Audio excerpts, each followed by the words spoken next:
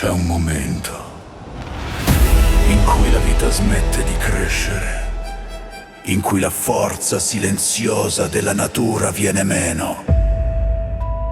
Ma qualcosa sta arrivando. Qualcosa nato dalla scienza e dalla passione di chi vive per il bonsai. Preparati a vedere la cura diventare potenza.